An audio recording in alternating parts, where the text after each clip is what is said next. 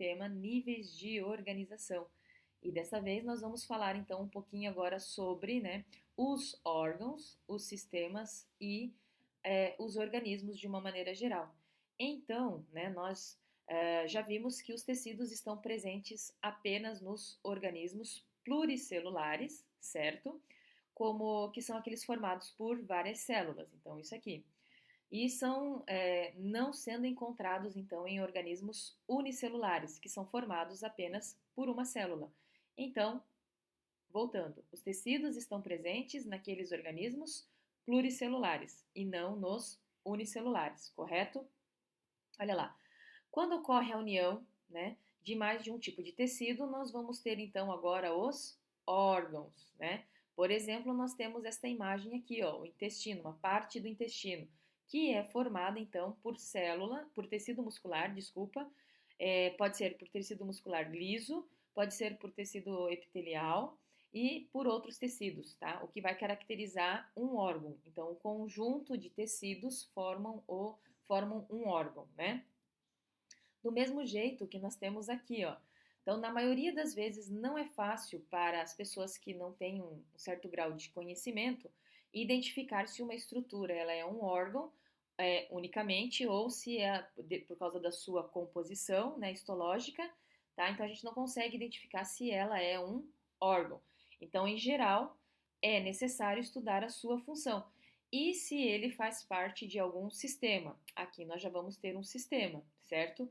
Então, neste caso, o sistema digestório, que é o que aparece na imagem, ele é constituído, então, olha lá, ó, pela boca, pelo esôfago, que é essa estrutura, aí ele vem para o estômago, vem para o intestino delgado, né? Intestino grosso, tá? E além disso, ele vai ter glândulas anexas, como o fígado e o pâncreas. Então, um conjunto de órgãos que interagem em funções corporais específicas vão formar então o que a gente conhece por sistema. Então, o agrupamento de vários sistemas vai formar o que? Um organismo.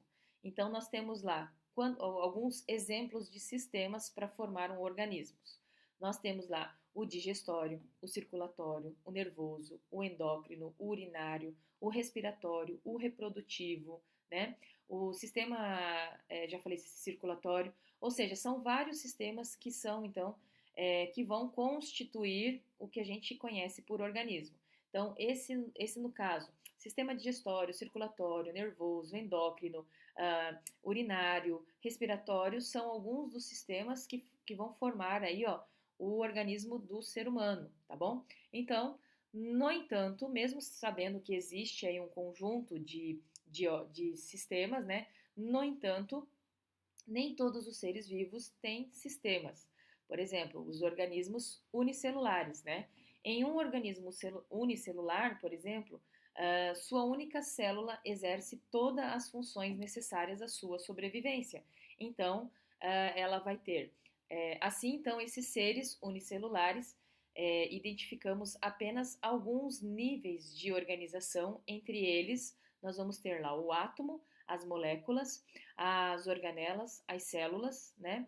E o organismo. E não vão estar presentes, neste caso, tecidos, órgãos e sistemas, tá? Então, nos indivíduos unicelulares, a gente só tem isso aqui, ó.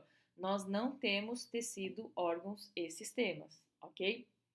Então, ainda seres vivos como as água-vivas, né? Desculpa, as água-vivas, que apresentam tecidos, tá? Ela já tem essa estrutura, mas não tem órgãos nem sistema, porque os seus tecidos ainda não têm uma função específica, não vão desempenhar em conjunto uma função específica. Então, percebe-se então que, embora haja então um padrão nos níveis de organização dos seres vivos, alguns organismos acabam, né, fugindo deste padrão, o que representa então essa diversidade de forma de vida que nós encontramos então no planeta, né?